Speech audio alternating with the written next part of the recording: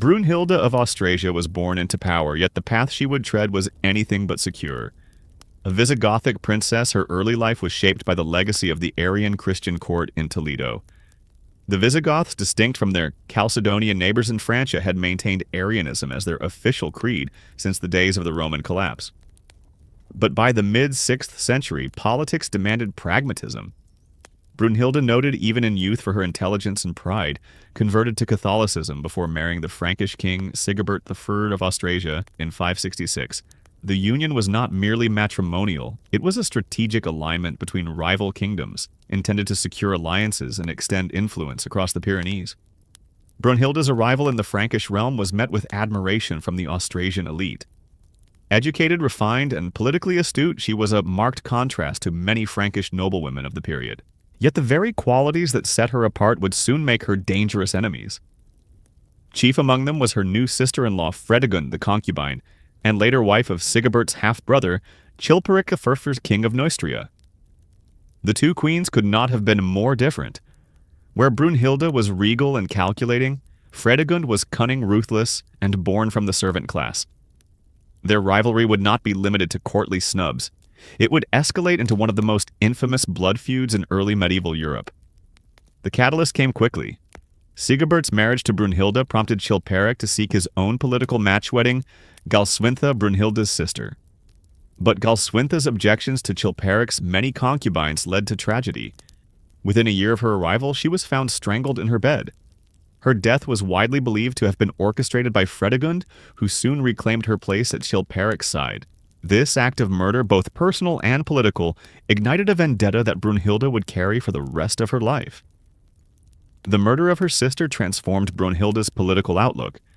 No longer merely a queen consort, she became a woman driven by vengeance and survival.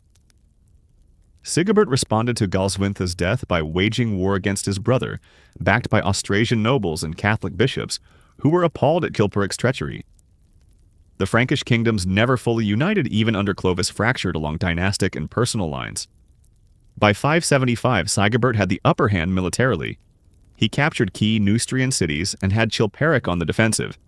But then in a brutal twist, Sigebert was assassinated, stabbed by two men believed to be in Fredegund's pay, just as he was poised to crown himself sole ruler of Francia. Brunhilda, now a widow and mother to the young heir, Childebert II, was taken captive by Chilperic and imprisoned in Rouen. It was here in captivity that Brunhilda demonstrated the political acumen that would define her for decades. Not content to be sidelined, she managed to seduce and marry Merivec, Chilperic's own son, by an earlier wife. The move was bold, scandalous, and clearly tactical, an effort to forge a rival power bloc within Neustria. Though the union was soon annulled under pressure from Chilperic, it revealed Brunhilda's capacity to maneuver through a labyrinth of male-dominated politics, even while under house arrest. Her temporary fall did little to diminish her resolve. After Chilperic's assassination in 584, another death shrouded in suspicion, Fredegund assumed regency over her young son, Clothar II. This left both women in similar positions, widows ruling in the names of their underage sons, each scrambling to secure alliances, placate warlords, and manipulate church politics to their advantage. Brunhilda eventually returned to Austrasia, resuming her role as regent for Childebert II. But the return was not without cost. Her lands were ravaged, her court destabilized, and her rivals numerous. Still, she persisted. With Childebert firmly under her guidance, she resumed her campaign against Fredegund. Letters between Brunhilda and bishops from Tours and Metz reveal a woman determined to consolidate order, often by force. Her court became a center of legal reform and administrative centralization efforts that would provoke the wrath of local nobility accustomed to unchecked autonomy. In her reign, Brunhilda enacted policies that reflected a Romanized vision of kingship-structured bureaucracy, codified law, and centralized taxation. But these initiatives, while effective, alienated many Frankish magnates who viewed her with suspicion. A woman foreign by blood and faith, issuing royal decrees and overriding tribal customs, was deeply unsettling. Nevertheless, she maintained her position by exploiting dynastic legitimacy, one of the few currencies available to a female regent. Meanwhile, her feud with Fredegund continued to bleed the Frankish kingdoms. Between 575 and 567, the two queens engineered assassinations, sabotaged alliances, and patronized rival clerics in a proxy war that exhausted the royal treasuries and weakened the Merovingian dynasty's cohesion. There were even rumors of arcane rituals and dark omens exchanged between their courts, fueling a mythology that cast both women as witches in opposing colors. One particularly disturbing tale from a Neustrian annal suggests Fredegund once had a noblewoman accused of supporting Brunhilda whipped to death in front of her own children, who were then blinded as punishment. Whether apocryphal or not, such accounts reflect the atmosphere of brutality that permeated this period. By the end of the 6th century, Brunhilda had become one of the most powerful and feared figures in the Frankish world. But power in this age was rarely permanent. Every maneuver she made deepened her reliance on dynastic heirs, many of whom were dangerously young or politically inexperienced. And as her enemies multiplied, so too did the chances that her legacy would be undone, not by battlefield defeat, but by betrayal from within. The rivalry between Brunhilda and Fredegund, though personal in origin, evolved into a dynastic war that consumed the Frankish kingdoms. After the assassination of Chilperic IV in 584, Fredegund assumed regency over their infant son, Chlothar II, mirroring Brunhilda's own position in Austrasia. But while Brunhilda sought to reinforce legal order and a royal authority, Fredegund thrived in chaos. Her path to power was marked by calculated violence, and her willingness to use assassination as a tool of governance made her a formidable opponent. The War of the Queens, as it would come to be understood, was less a formal military campaign than a decades-long sequence of betrayals, bribes, and murders. Both women operated from courts that became epicenters of conspiracy. Their proxies, bishops, mayors of the palace, and nobles played double games aligning with one queen, only to defect to the other when fortunes shifted. This perpetual instability fragmented the Merovingian realm and turned kingship into a precarious office subject to matrilineal influence. One of the earliest and clearest signs of the war's intensification came with the death of Merovec Fredegund's stepson and Brunhilda's former husband. After being forcibly tonsured and sent to a monastery, Merovec escaped and attempted to mount a rebellion with Brunhilda's backing. His efforts failed. Hunted down and surrounded, Merovec was compelled to commit suicide with a blade handed to him by his own retainers, a death quietly sanctioned, if not directly ordered by his stepmother Fredegund. The message was clear: Fredegund would not tolerate rival claimants, least of all those associated with Brunhilda. Brunhilda, for her part, responded with the sustained diplomatic campaign. She sought to bind her enemies in legal frameworks, issuing edicts that favored ecclesiastical reform and codified land ownership to draw support from bishops and literate elites. But even as she cultivated the clergy, Fredegund subverted them.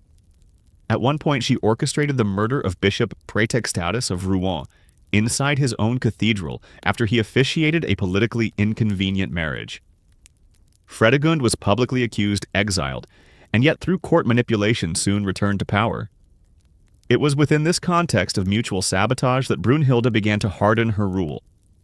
Her initial image as a cultured and just ruler gave way to that of a scheming matriarch, constantly plotting to extend her influence. Unlike Fredegund, who wielded violence overtly, Brunhilda cloaked hers in legality. She used forged documents, manipulated trial outcomes, and rewarded loyalty with land grants confiscated from political enemies. Over time, even her allies began to fear her. One particularly gruesome episode emerged from the court of Childebert II, Brunhilda's son. When rumors surfaced that Duke Rauking of Champagne plotted against the regency, Brunhilda ordered him to be summoned under the guise of reconciliation. Upon his arrival, he was seized, tortured, and executed, his body displayed as a warning to others. According to the Chronicle of Fredegar, his limbs were broken before death, and his household was subjected to collective punishment. Though such brutality was not uncommon, its use by a regent queen shocked contemporaries and fueled resentment among the nobility. While Fredegund's methods were widely condemned, Brunhilda's increasingly aggressive approach invited similar suspicion. Her efforts to centralize control alienated the very magnates who sustained the Merovingian monarchy. In the decentralized world of early medieval Francia, royal power depended not only on military might, but also on consensus, a fragile balance Brunhilda began to lose. Fredegund, in contrast, adapted. She employed spies, bribed local warlords, and arranged political assassinations with impunity. Her tactics reached a notorious peak with the attempted assassination of King Guntram Brunhilda's ally and brother-in-law. The plan failed, but the brazenness of the effort shocked the Frankish world. It also prompted Guntram to draw closer to Brunhilda, formalizing an alliance that temporarily stabilized the Austrasian realm. Yet such stability was short-lived. In 592, Guntram died, and his territories passed to Childebert II, now a young adult. With his coming of age, Brunhilda's regency officially ended, but her influence did not. She continued to shape court policy and assert control over her grandchildren's educations and successions.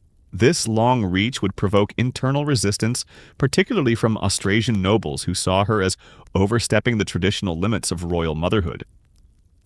Fredegund's death in 597 did not bring peace. On the contrary, it ensured the continuation of the feud. Her son Chlothar II inherited her ambition and her enemies. More importantly, he inherited a cadre of seasoned administrators and war-hardened nobles loyal to Neustria's cause. He would spend the next several decades expanding his territory, forging alliances with disgruntled lords, and challenging Brunhilda's supremacy. But the psychological warfare between the queens had already left deep scars. The Frankish people lived under the shadow of regicide, incestuous rumors, and clerical abuse. One monk chronicled how mothers in Neustria warned their children of the Queen of the East, whose wrath could bring famine or plague.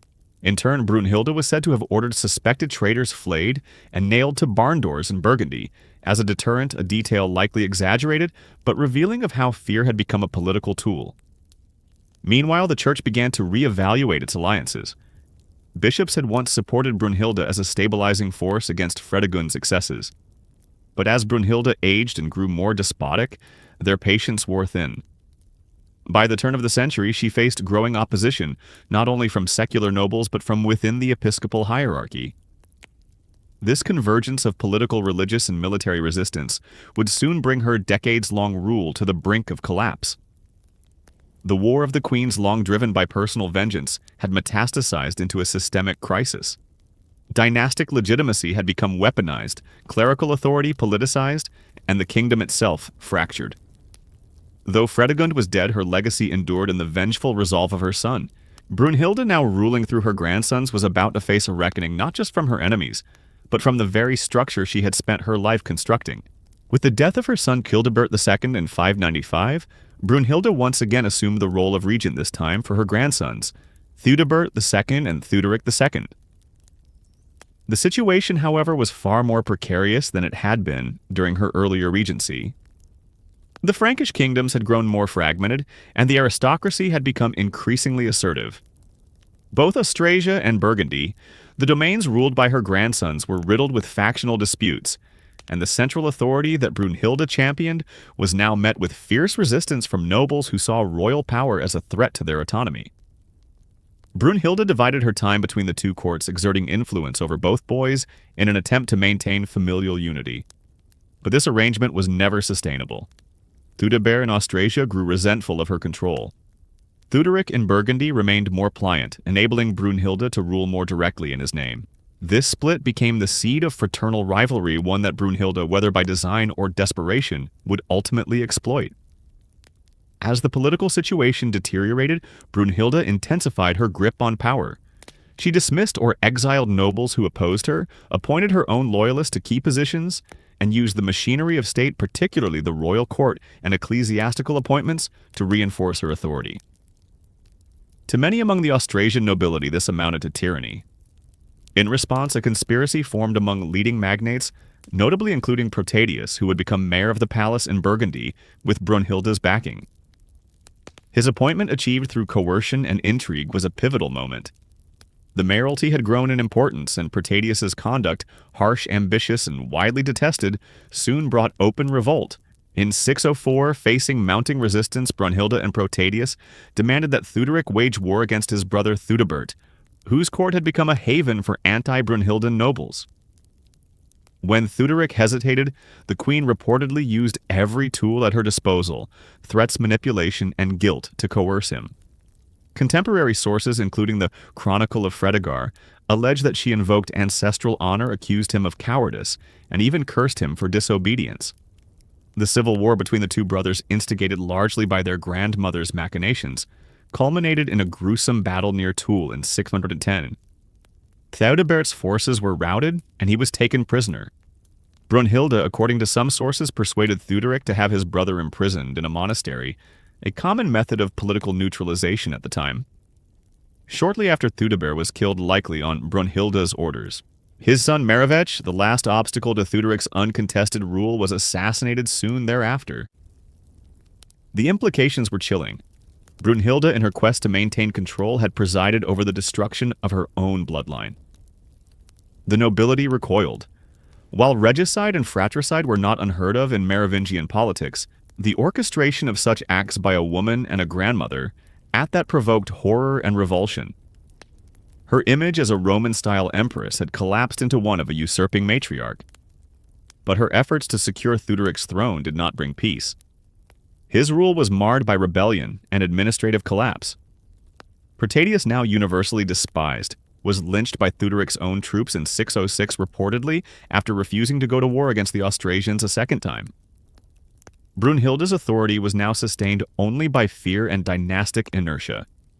She continued to act as Theuderic's chief advisor, but her influence was visibly waning.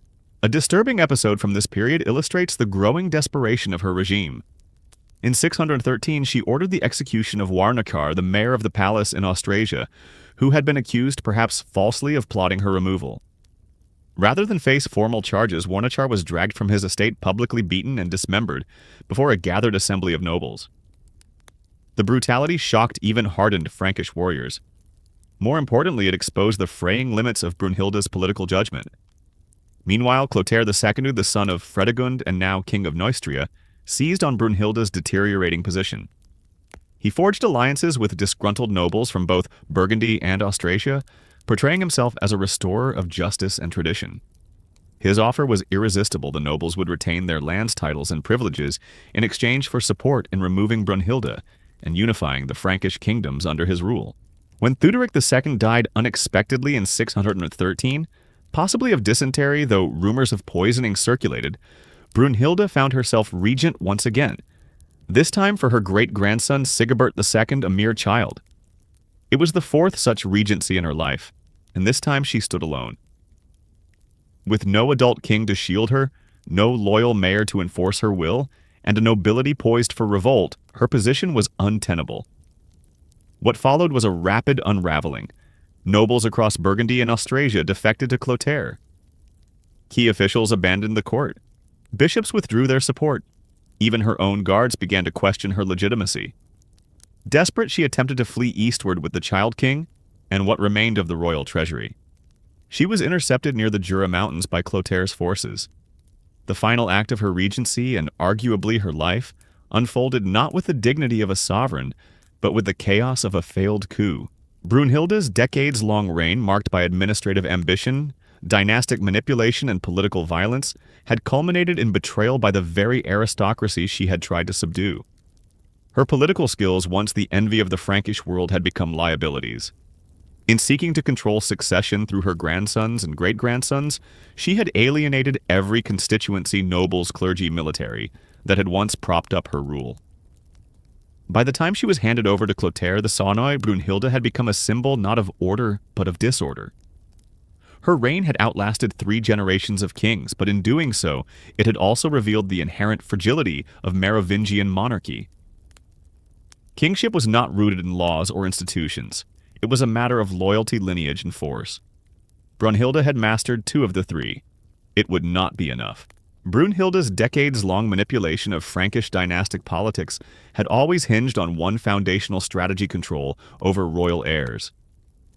As queen, then regent, and eventually matriarch, she repeatedly installed her sons, grandsons, and great-grandsons on thrones to prolong her influence. But the cost of this strategy, both in blood and loyalty, became increasingly unsustainable. After the death of her son Childebert II in 595, she seized the opportunity to serve as regent for both of his sons, Theudebert II in Austrasia and Theuderic II in Burgundy. Though her intentions may have been to maintain unity and preserve dynastic integrity, her presence sowed distrust between the boys from the outset. Theudebert the Elder initially accepted her guidance, but it was Theuderic who became her clear favorite. Over time, the rift between the two brothers widened, subtly encouraged by Brunhilda's divided court and differing policies in each realm. Theudebert's resentment of his grandmother's overreach was not unfounded. She continued to act as the ultimate arbiter of court politics, making appointments, annulling alliances, and dictating foreign policy. Even as Theudebert reached adulthood, Brunhilda retained an iron grip on the mechanics of governance. Discontent brewed among his courtiers and magnates, many of whom had already been exiled, executed, or marginalized under Brunhilda's previous regencies. Her refusal to yield power turned Theudebert's court against her. Tensions culminated in 610 when Theudebert and Theuderic turned on each other in open warfare. Brunhilda aligned herself fully with Theuderic and allegedly encouraged him to eliminate his brother entirely. Theudebert was defeated, captured, and later executed. Some sources claim he was strangled in his cell. Others that he was murdered at Brunhilda's behest. Theuderic, now ruling both kingdoms, installed Brunhilda once again as de facto co-ruler. But the throne did not bring stability. Theuderic's court was rife with factionalism, and his authority often hinged on Brunhilda's ability to pacify or intimidate local nobles. She promoted her allies into positions of power, particularly Protadius as mayor of the palace in Burgundy, whose cruelty would soon backfire spectacularly. While Brunhilda may have seen Protadius as a loyal servant, his harsh governance alienated soldiers and magnates alike. His death at the hands of his own troops when they refused to march against Austrasia in 606 represented a turning point, not just for Burgundy, but for Brunhilda's broader political strategy. As her power base crumbled, Brunhilda doubled down on dynastic manipulation. Theuderic fathered several illegitimate children, but refused to marry or produce a legitimate heir. This worried Brunhilda deeply. Without a legitimate successor, her ability to extend her influence into another generation was imperiled. In response, she attempted to pressure him into marriage, even proposing politically convenient brides from noble families she deemed trustworthy. He resisted. According to the Chronicle of Fredegar, Brunhilda even conspired to poison one of Theuderic's concubines when it appeared she might produce a rival heir. Whether or not the report is accurate, the accusation itself demonstrates the level of paranoia and suspicion that pervaded her final years in power. Such methods, however, calculated, only deepened her unpopularity. When Theuderic II died in 613, possibly of illness, though some whispered that Brunhilda had a hand in it, she installed her great-grandson, Sigebert II, a child of around 12 on the throne. It was a desperate maneuver and one that exposed her shrinking base of support. For the fourth time in her life, Brunhilda assumed regency, but now the once formidable queen had no allies of stature left. Her closest supporters had either been executed, betrayed her, or died. Even the church, once her tool and shield, had largely turned against her. Brunhilda's effort to secure Sigebert's throne involved a frantic series of appointments, property transfers, and military mobilizations. She promised titles to wavering nobles and attempted to buy time through treaties with minor warlords, but her enemies had learned well from her own political playbook. Chlothar II, Fredegund's surviving son, launched a coordinated propaganda campaign against her, accusing her of orchestrating the deaths of 10 Frankish kings, including her own family members. The charges, though exaggerated, resonated with the nobility already incensed by her long rule and increasingly autocratic behavior. One by one, the lords of Austrasia and Burgundy defected. Warnachar, the mayor of the palace in Austrasia, betrayed her in a stunning reversal. Rado, the mayor of Burgundy, followed. Even her loyal retainers began to defect, recognizing that Clothair's advance was unstoppable and that Brunhilda's regency was collapsing. A final act of defiance came when she attempted to flee east with young Sigebert and a few remaining followers. But they were intercepted near Lake Geneva, and Brunhilda was handed over to Clothair's forces. The betrayal of the child king by his own nobility marked a definitive end to her control over dynastic politics. Sigebert would not live much longer. He was executed shortly thereafter on Clothair's orders along with his younger brother and supporters. The dynasty she had so carefully curated across generations had been eradicated within days. Even in captivity, Brunhilda remained a formidable presence, but now she was no longer a queen, no longer a regent. She was a liability, a symbol of aristocratic resistance, and a woman whose political reach had once seemed limitless. Chlothar II, aware of the power she had once wielded, decided that her death would not be discreet. It would be public, punitive, and exemplary. For Brunhilda, the children she had manipulated, and in some cases sacrificed, were never just family. They were instruments of policy, each one groomed, advised, and deployed in a long campaign to maintain her authority. In using her descendants to govern and control, she had transformed them into tools of survival. But power passed down through fragile bloodlines rarely outlasts betrayal. And in the end, the dynasty she had fortified through decades of violence and governance was obliterated by the very nobles she had spent her life subduing. The long-standing tension between Queen Brunhilda and the Frankish clergy had for many years simmered beneath the surface of dynastic politics. But as her power became increasingly autocratic in the early 7th century, this antagonism could no longer be concealed. Her consolidation of secular authority had already alienated large portions of the nobility, but her interference in ecclesiastical affairs would prove equally corrosive to her legitimacy. What began as a pragmatic relationship with the church, one built on mutual interest and political necessity, evolved into a dangerous rivalry that she could neither control nor suppress. In her earlier regencies, Brunhilda had presented herself as a protector of Catholic orthodoxy.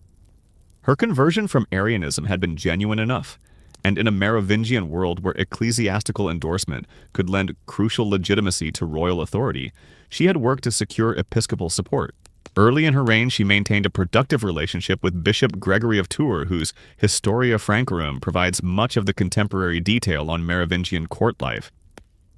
But even Gregory, known for his cautious diplomacy, made note of the queen's growing ambition and her readiness to sideline or manipulate bishops who opposed her.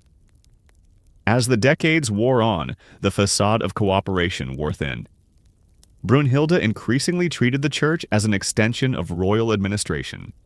She intervened in episcopal elections, dismissed uncooperative clergy, and redistributed church lands to her loyalist actions that, while not unprecedented, were viewed with suspicion by church leaders intent on defending their autonomy.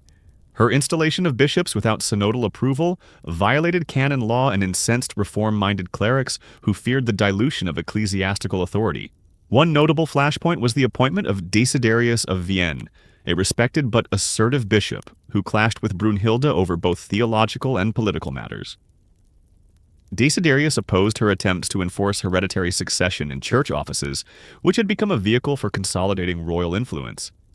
Their feud escalated, and according to later chronicles, Brunhilda arranged his execution under false pretenses, a move that caused widespread outrage. While the historical accuracy of this accusation is debated, the effect was clear: her relations with the episcopate began to collapse. This breakdown in relations extended beyond mere appointments. Clerical writers accused her of harboring heretics, favoring simoniacal candidates for bishoprics, and disregarding sacred customs. Monastic chroniclers, particularly in Burgundy and Austrasia, began to depict her in increasingly negative terms. They portrayed her as a Jezebel figure, seductive, foreign, and tyrannical. Her Visigothic heritage and long tenure as a woman in power made her an easy target for theological vilification. Compounding these perceptions were her increasingly harsh punishments for dissent even among the clergy. One disturbing case involved a bishop who refused to publicly support her rule during a period of civil conflict. Rather than negotiate, Brunhilda reportedly had him arrested, publicly beaten, and imprisoned in a monastery until his death. Whether this punishment was motivated by personal grievance or political calculation, it sent a chilling message to the clerical elite. Brunhilda was no longer content to rule alongside the church, she sought to rule through it. In an era when the lines between secular and sacred were blurred, this overreach was perceived as dangerous.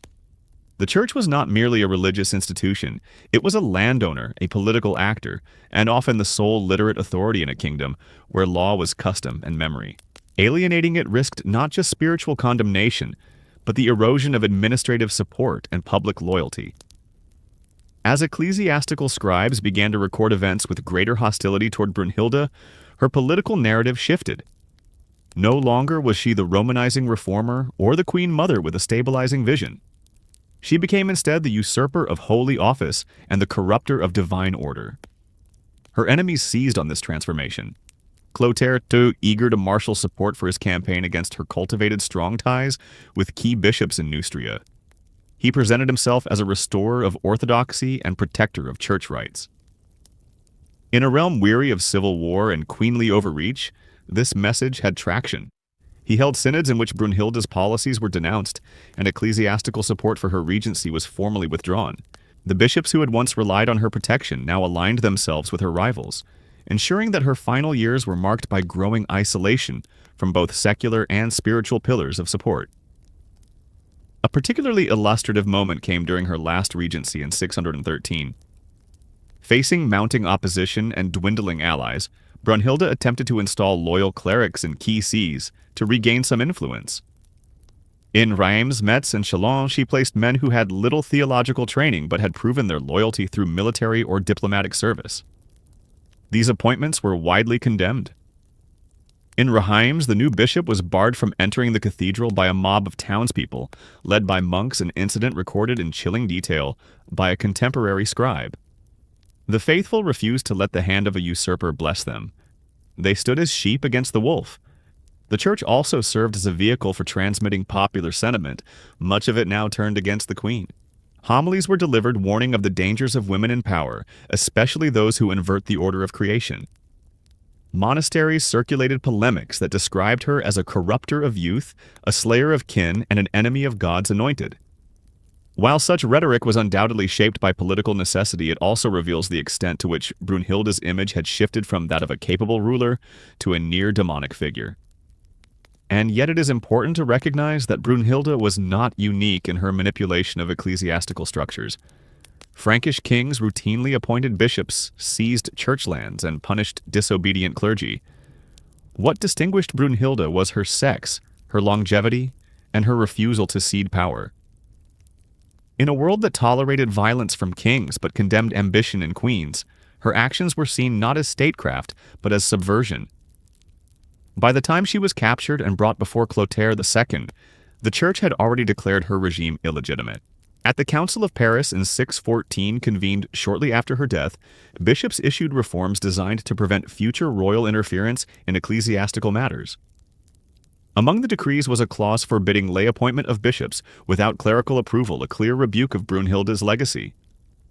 Her fall in many ways became a justification for the reassertion of church independence. This final rupture with the church removed the last vestige of legitimacy Brunhilda could claim. Without divine sanction, her power became naked coercion. And in a kingdom that had long blurred the boundaries between sacred and secular authority, such isolation was fatal. As Brunhilda's political foundation disintegrated, the man poised to inherit the fragmented Frankish realm was none other than Chlothar II, the sole surviving son of her lifelong rival Fredegund. His rise was not swift but methodical, cultivated through decades of strategic patience, opportunism, and the slow coalescence of noble discontent with Brunhilda's regime. By 613, Chlothar had positioned himself as the only viable alternative to a regency that had alienated nearly every power block in Francia.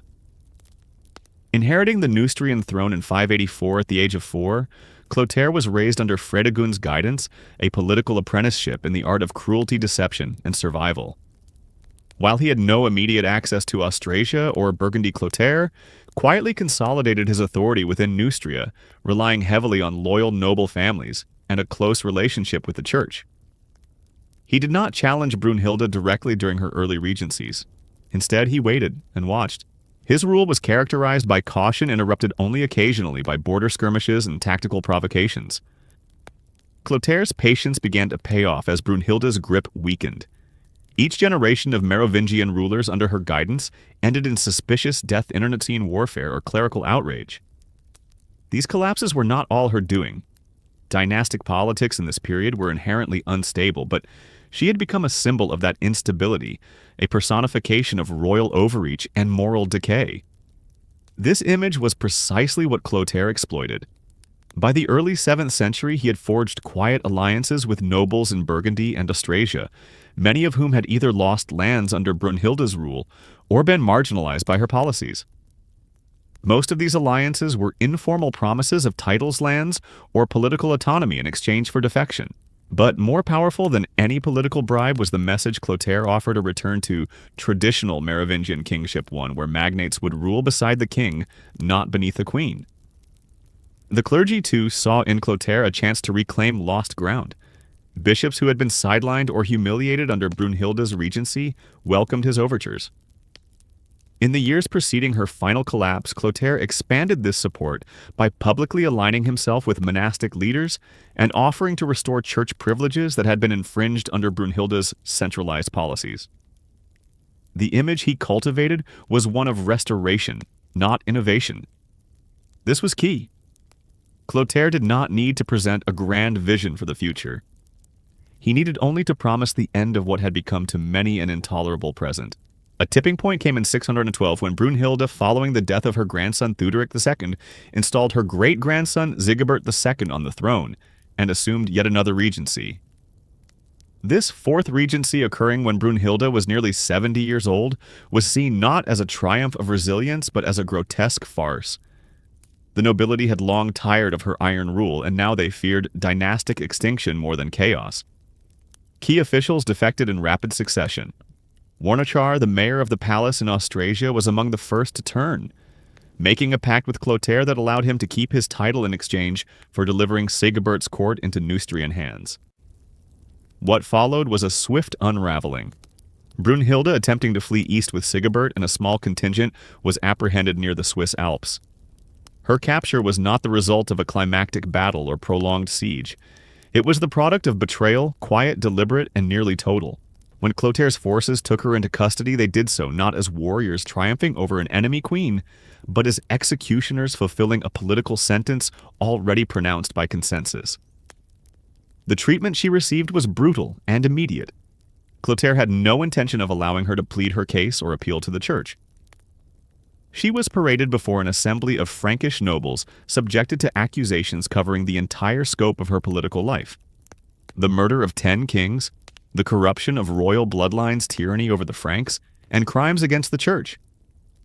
Whether these accusations were rooted in fact or exaggerated for effect, they reflected decades of accumulated hostility. Brunhilda was not tried in any formal sense. She was condemned in a ritualistic display of dynastic vengeance. Her great-grandson Sigebert, only a child, was executed alongside his young brother and key loyalists. With their deaths, the line of Brunhilda's descendants, the very instruments of her rule, was extinguished. Clothar's path to unification lay through a family tree he had pruned to the root. The Frankish nobility rejoiced. So did the church. The political calculus was complete. The enemy of aristocratic privilege and episcopal independence had been removed not through revolution or foreign conquest, but through internal purge. There is a disturbing detail recorded in the Chronicle of Fredegar regarding Clothar's interrogation of Brunhilda before her execution. According to the account, he ordered her to recount each act of treachery she had committed over her lifetime. For 3 days she was held, beaten, and questioned. She was offered no opportunity to confess or repent. This was no trial, but a deliberate humiliation. Some sources suggest that fragments of her broken teeth were found in her mouth. When she was finally brought to execution, a grotesque detail that underscores the sheer physical violence of her captivity. Clothar's consolidation of power did not stop at eliminating Brunhilda. He used her downfall to reconsolidate the 3 Frankish kingdoms, Austrasia, Burgundy, and Neustria, under his sole rule. For the first time in nearly 4 decades, Francia was under one monarch. To solidify this achievement, he convened the Council of Paris in 640, where new edicts reasserted noble privilege and restricted royal interference in church affairs. These laws, while broadly popular, also marked the formal retreat of royal authority from the reformist centralization that Brunhilda had pursued. And yet Clothar's triumph had a paradoxical consequence. By eliminating Brunhilda, he had removed the last truly independent Merovingian actor. The generations that followed would see kingship devolve into ceremony with actual power, shifting to the mayors of the palace, the very office Brunhilda had once tried to control through appointments and coercion.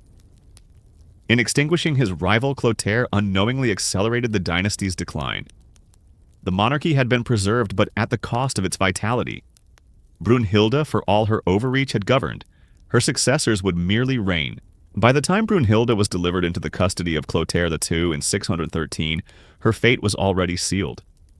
She was no longer treated as a royal captive or political rival, but as a public criminal, a symbol of everything her enemies had long despised.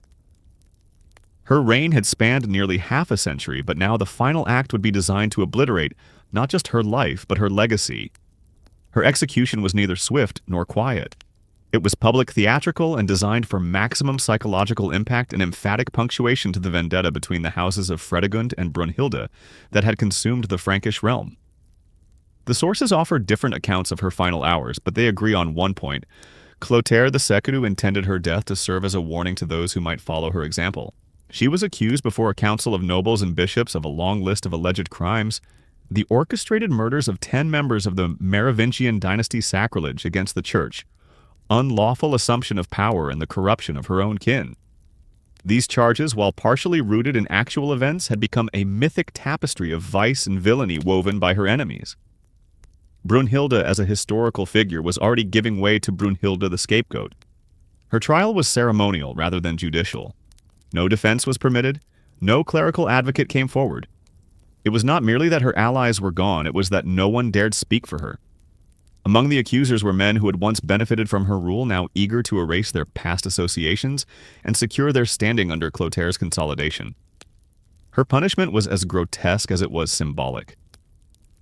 Contemporary chroniclers report that she was tortured for 3 days before her final execution. During this time, she was paraded through Chlothar's encampments, humiliated in front of the assembled army. The intention was clear: to portray her as a defeated tyrant, an inversion of the sacred queenship she had long claimed.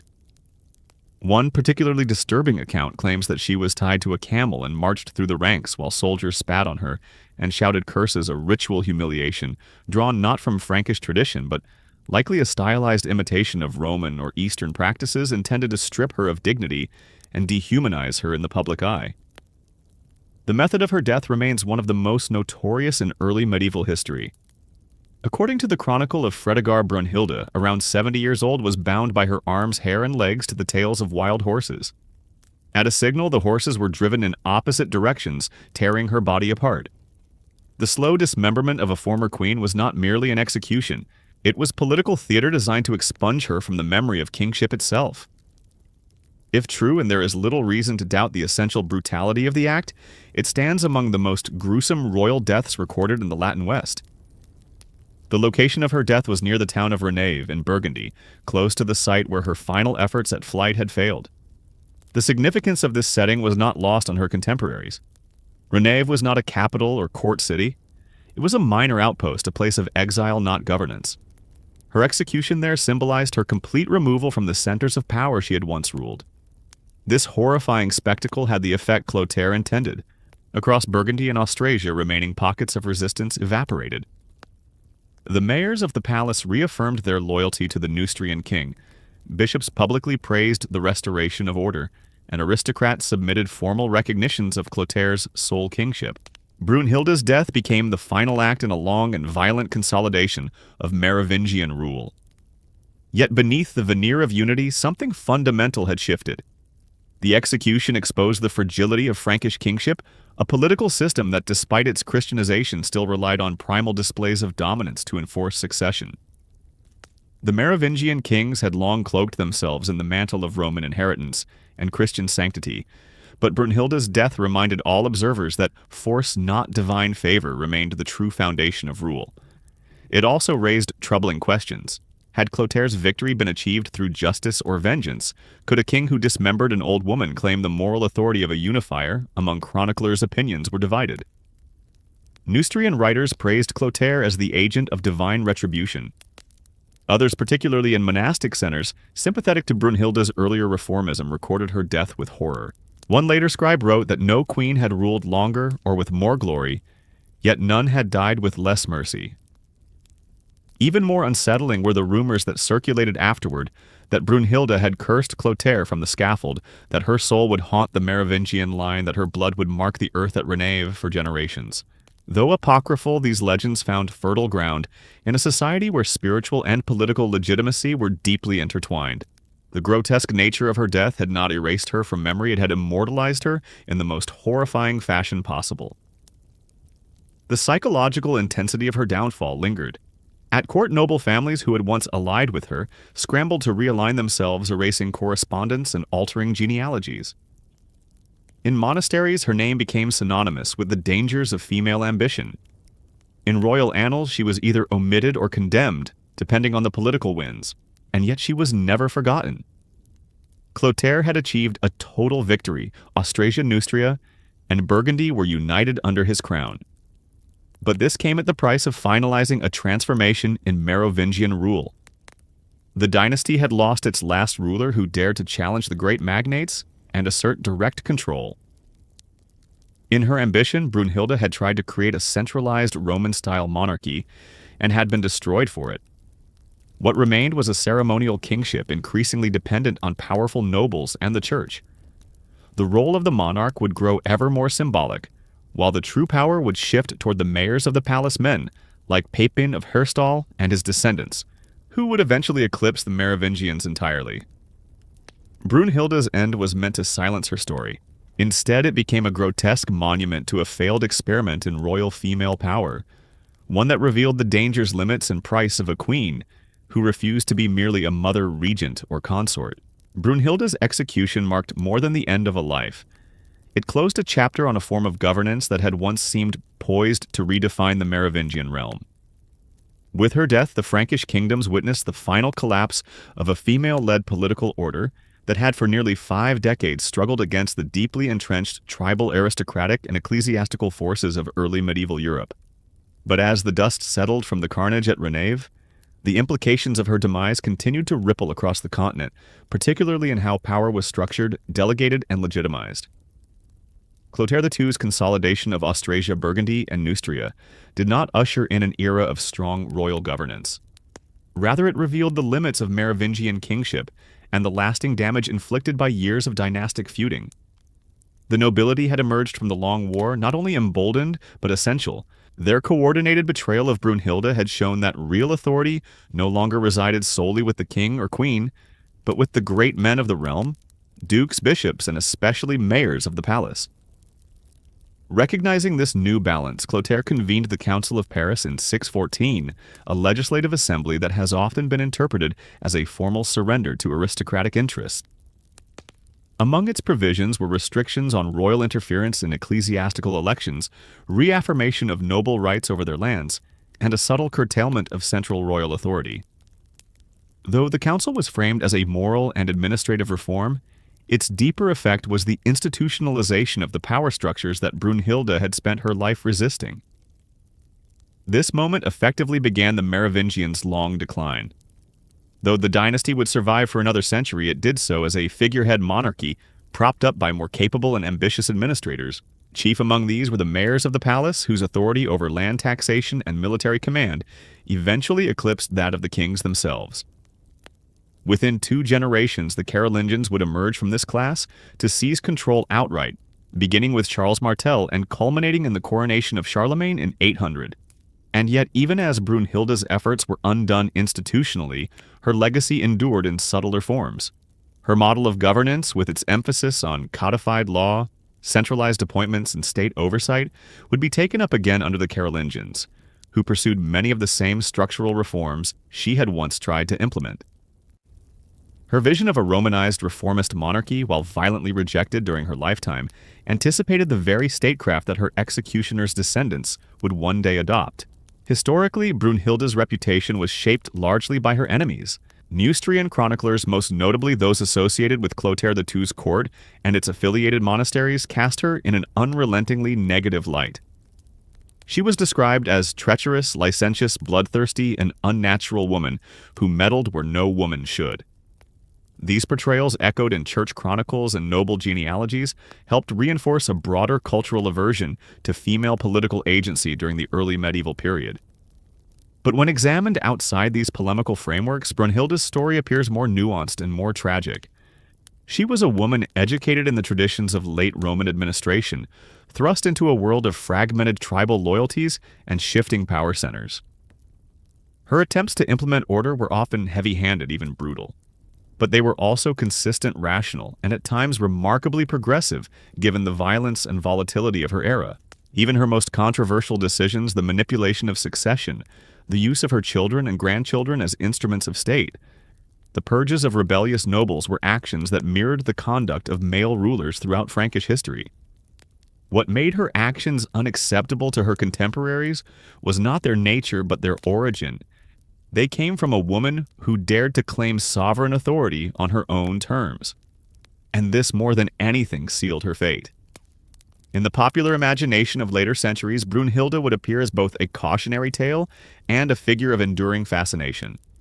To some, she was the ultimate example of feminine overreach, a queen who destroyed her dynasty in pursuit of personal power. To others, especially modern historians, she was a pioneering administrator whose reign, however flawed, represented a bold and lonely experiment in rule by merit rather than rule by birth. Her death by dismemberment, a punishment so extreme it horrified even contemporary observers, ensured that her story would never be quietly forgotten. It became a gruesome milestone in the history of royal punishment, a ritual obliteration of female sovereignty whose memory survived precisely because it was so deliberately intended to erase.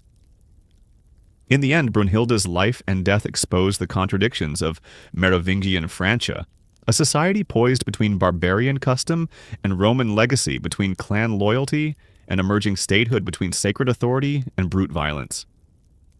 She tried to bring order to that chaos, and for a time she succeeded. But the very tool she used to build that order, dynastic manipulation, ecclesiastical control, legal authority, became her undoing. She ruled longer than most Merovingian kings shaped policy, more than most Frankish warlords, and terrified more nobles than any general of her time. Yet she died alone, mutilated and reviled. A queen, a mother, a regent, and a reminder that in a world where legitimacy was forged through lineage and maintained through blood, there was no place for a ruler who refused to step aside. The execution of Queen Brunhilda in 613 marked a turning point in the political evolution of the Frankish kingdoms. In the immediate sense, her death allowed Chlothar II to consolidate his control over the fractured Merovingian territories, achieving a unification that had eluded his predecessors for nearly half a century. But the triumph was hollow. The brutal means by which it was secured signaled a deeper shift, the weakening of royal power and the ascendancy of aristocratic and ecclesiastical interests that would come to dominate Frankish politics for generations. Brunhilda's legacy, once deliberately suppressed, endured in complex and contradictory ways.